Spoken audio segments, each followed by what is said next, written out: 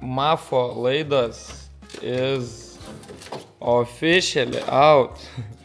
Šiaip ir visas Mafas out, nes programuojama Mafas yra nereikalingas dalykas. Tai jeigu kažkam Lietuvoje reikia 3 colių Mafo. 3 colių Mafas, man atrodo, 16. DM @baudžiūnis @Instagram, Facebook, vimeo.lt ar koks ten. Jo. Turime mes vieną laidą, kurio gyvenime nebebus, nebereikės ir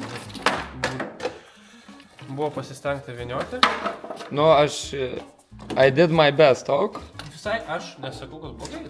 Jo, nu tipo, kaip aborigenui veikia. Sakyčiau, netgi labai gerai veikia. Gerai, čia yra kitas dalykas, kurio nebeliks ir nebus, tai čia yra originalių babinų vadinamas igniteris, arba man atrodo komutatorius, jeigu mes lietuviškai šnekam.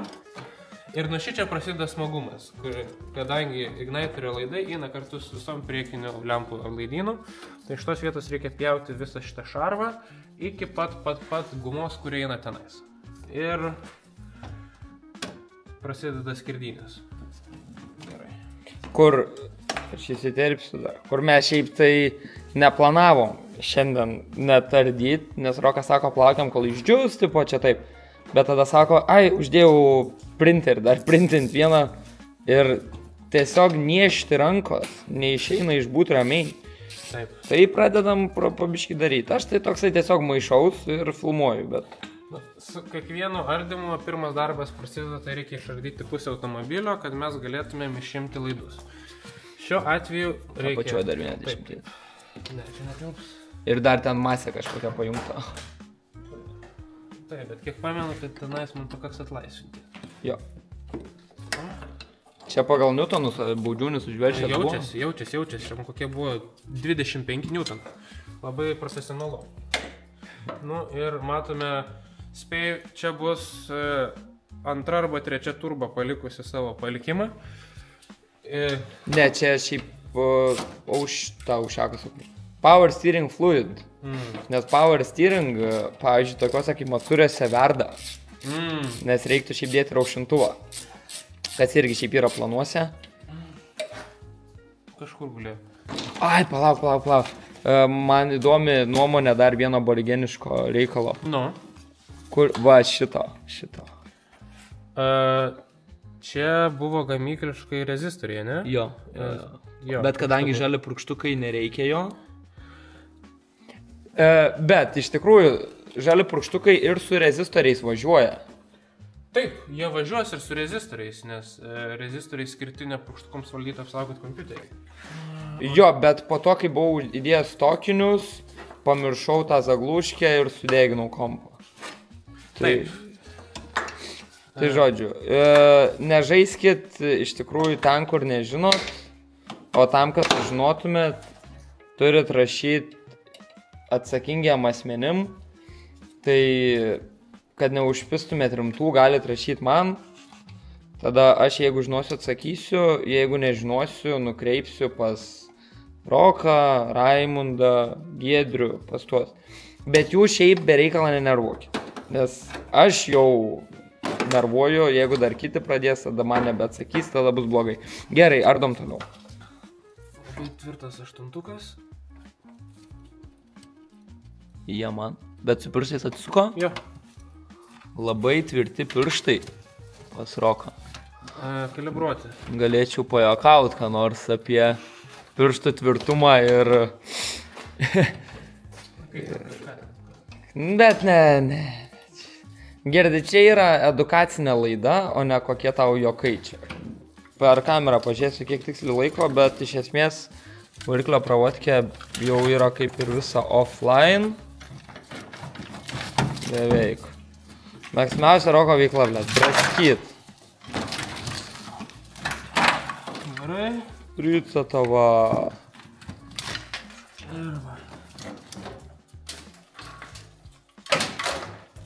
Nu, out toks savotiškas terminas. Nu, bet, žodžiu, nebėra prijungta. Jeigu kam reikia pravotkės. Nereikia pravotkės šitos. Klausimas, kodėl mes naikiname... Whitebandą? Taip, kodėl mes naikiname whitebandą? Atsakymas paprastas, mes jo nenaikinam, mes jį pakeisim, kadangi EMU klasikas 4.9 versijos whitebandų nemoka skaityti, jam reikalinga 4.2. Biškai senesnis, biškai toks modelis, bet jis puikiai veikia. Ne, nuo to netaip pradedi. Atsiprašau. Kadangi EMU Classic pats skaičiuoja viską normaliai, tai jam nereikia papildomos gaugės, kad skaičiuotų air fuel ratio. Aš buvau įsidėjęs, kad matyt su savo būryklą, koks yra kuro mišinys, o dabar mums nebereikės matyti būryklą, dabar bus viskas tvarkingai. Dėl to, kitam tokiam burtininkui galiu perleisti visą šitą, veikia puikiai, rodo gerai, tai o šiaip parduočiau tik gaugę, pasilikčiau lambda, bet lambda dedasi į emuškę 4.2, čia yra 4.9. Viską žino baudžiūnis, aš čia bereikalai esu iš tiesų. Ne. Matai, mes dar sproklų, nes jį dar reikia apmokyti, jisai moka apie elektrą, aš moku apie vidakus. Ir mes dabar dalinamės info ir čia bus, liuksų pidės čia. Čia, man atrodo, palauk, Go 3, karočiui, sakys, darykit serijas, duosim pinigų. Go 3 naujam akauntui nuolaidą su kodu baudžiūnis 30% pirmam prisijungimui. Labas rytas, gerbiamoji baudžiūnė publika. Šiandien yra jau kita diena, tęsime mes darbus. Taip, tai vakar biškį nusprendėme dar pasidarbuoti ir realiai visas variklis jau yra nurengtas. Yra vienoje pusėje likę laidai ir kitoje pusėje likę laidai. Toliau prasidėjo žaidimas viską išraudinėti, nes čia mes turime susijungimą įvairių agregatų su likusiu kėbulų laidynu ir eina į vidų.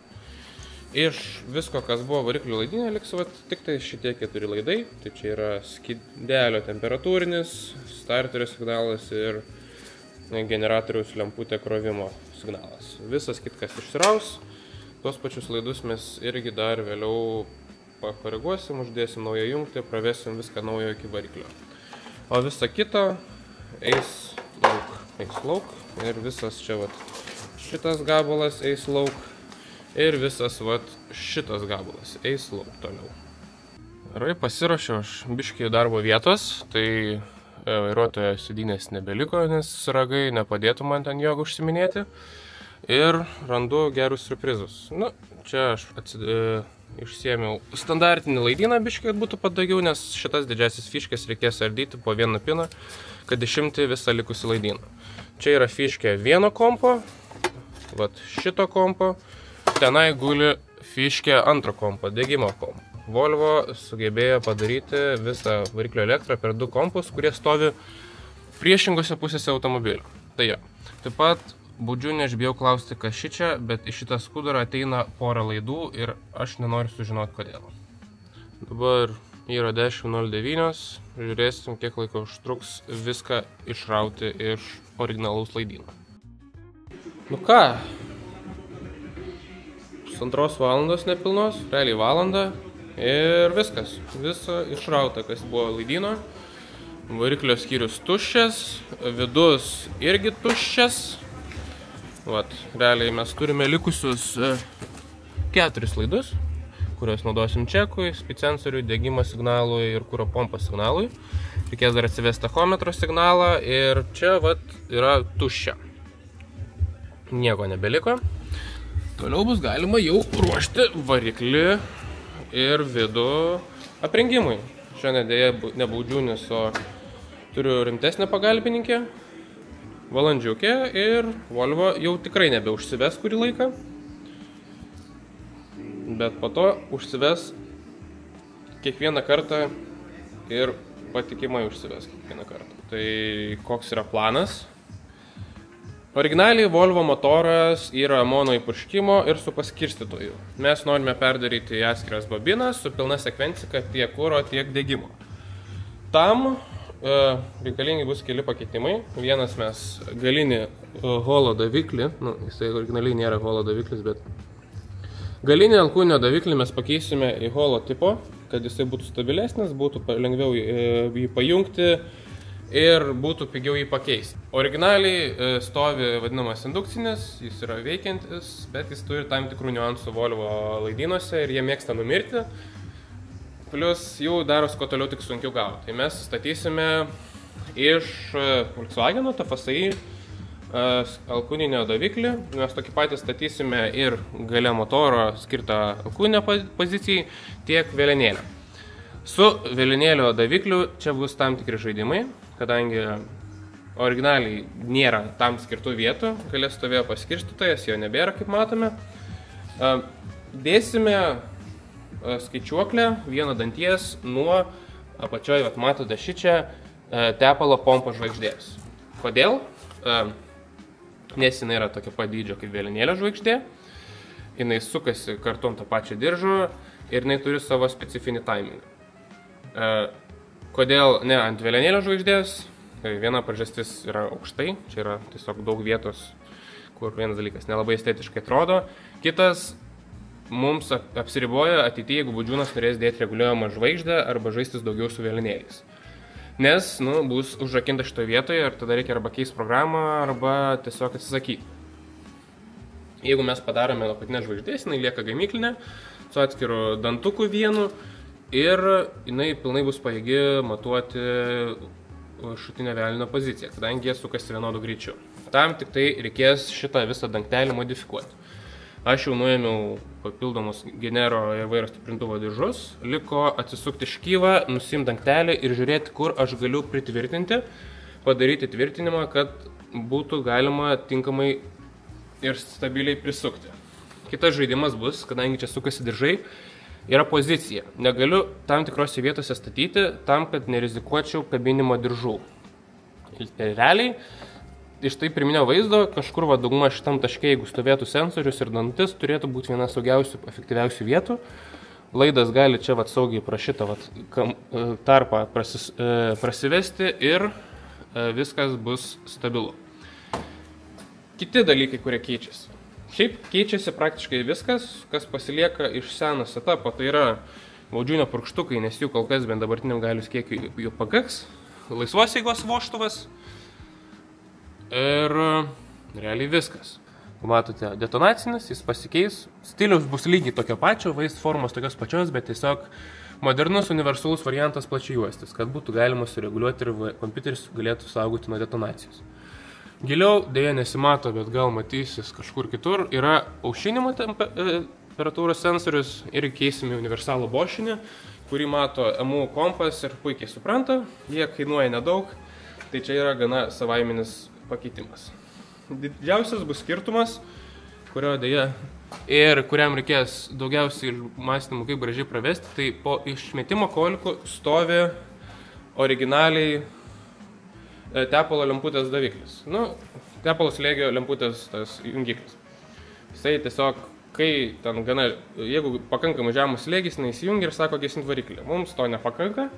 Mes vietoj jo statysime bošinį dvigubą temperatūros ir slėgio sensorių, kad matytumėm tepalo tiek slėgį, tiek temperatūrą ir kad kompiuteris jau pats galėtų atitinkamas apsaugas įjungti, jeigu mato netinkamus parametrus. Pasitikėti savo akimis, ypač važiuojant trasai, yra tiesiog naivu.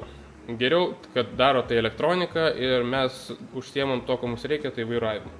Jeigu pradeda gesti, galima tada įsijungti logą ir žiūrėti, kas ten pradėtų momentu grybauti, negu bandyti spręsti vidury trasos, kodėl man staiga įsijungia tepalo lemputės, o aš bandau kažką užremti. O baudžiūnis, manau, tikrai bandys kažką užremti. Taip, tai čia toks trumpas apibėgimas, kaip daugmaž viskas keisis. Papildomai dar, čia mes išėmėm, bet šitoj vietoj, kur matosi, eina intake'o vamzdynas, dar stovės temperatūrinis daviklis oro temperatūros, kad kompas galėtų tinkamai viską apskaičiuoti. Galtinai tiesiog iki pat pačio kompiuterio atsives viena šlangutė stebėti vakuumą ir slėgį kolikį. Realiai visas kompiuterio darbas taip jis ir apskaičiuoja mišinį. Jis stebi slėgį, stebi oro temperatūrą ir pagal apsukas, pagal kitus parametrus gali išsiskaičiuoti. Galutinai dar mes pakeisime TPS sensorių į naujesnį modelį nuo 850 Volvo, kadangi jis yra pilnas linijinis sensorius. 850, o čia yra tik tai 2 jungikliai, kurie stebi, ar yra pilnai uždarytas sklendė, kai dink laisvos eigos vožtuvą, ar yra nuspaustas pilnai gazas ir važiuojame mes tapkį, nebežiūrime į lendą. To programuojamam dėje nepakaks, tai dedame biškį protingesnį, gaminsim adapterį ir viskas bus pritaikoma į originalias vietas. Priekiai, kaip minėjau, irgi reikės kronšteiną kurti, o galės sensorių reikės padaryti mažą speiseriuką, kad sutaptų aukščiai iki smagračio, kad skaičiuoklė galėtų tinkamai pagauti. Visa kita, kaip ir čia, plius minus lieka originalu, kol kas. Tai va, dangtelis yra nuimtas, labiau matosi vaizdai. Dėl sensoriaus tvirtinimo, kaip čia matysis, situacija yra kebloka, kadangi aplinkui, kurie dangtelį laiko, yra tik 2 varžtai, jie yra iš abiejų pusių. Ir juos panaudoti gali būti sudėtinga, kadangi jie nepatogiose vietose yra. Ir apėdinėti dar reikėtų diržus ir panašiai. Tepalo pompos varžtus naudoti irgi yra pavojinga. Tačiau čia apačioje yra daugiau varžtų, kurie buvo skirti pravedinėti laidus iki tepalo slėgio jungiklio sensoriaus. Galima iš dalies juos panaudoti. Galima bandyti naudoti aukštesnius varžtus. Yra vandens pompos, irgi rizikinga. Dar aukščiau jau prasideda viršutinio dangtelio varžtai. Tiksliau, jis yra vienas čia skylė. Šitas yra labai daug potencialo turintis variantas ir gali labai patogiai pasinaudoti.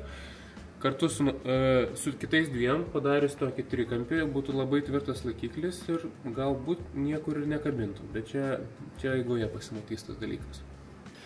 Vertėtų dar paminėti, kodėl pasirinkome mes statyti sensorių ant tepalo pompos žvaigždės, o ne keletą kitų sprendimų, kurie egzistuoja, kurie veikia ir kuriuos galima tiesiog nusipirkti.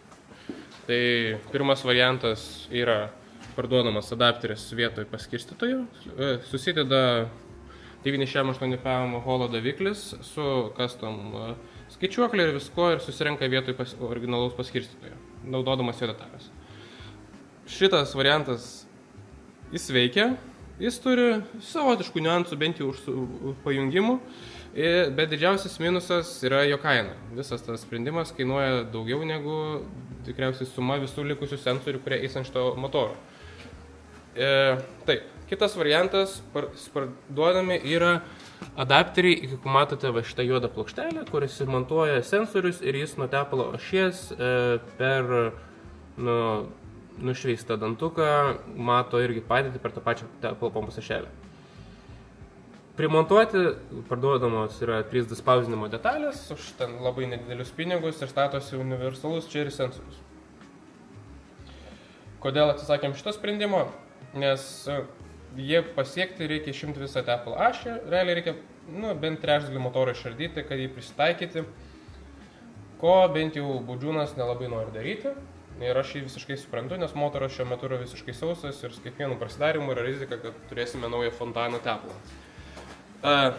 Jau minėjau, kodėl viršutinę žvaigždę nestatom, nes jeigu reikėtų keisti į reguliuojamą, atsiranda problemos atitaikymo, reikia tada labai tiksliai nustatyti poziciją ir tada prasideda kiti žaidimai kaip titaniniai varžtai ir panašus dalykai, kad sensorius jų nepagautų reguliuojamai žvaigždėje. Yra daug niuansų, kurie ateityje gali sukelti daug problemų ir perdarimo. Dėl to tepalo pompo žvaigždė pasirodė kaip efektyviausias metodas pagal tai, ką norim daryti.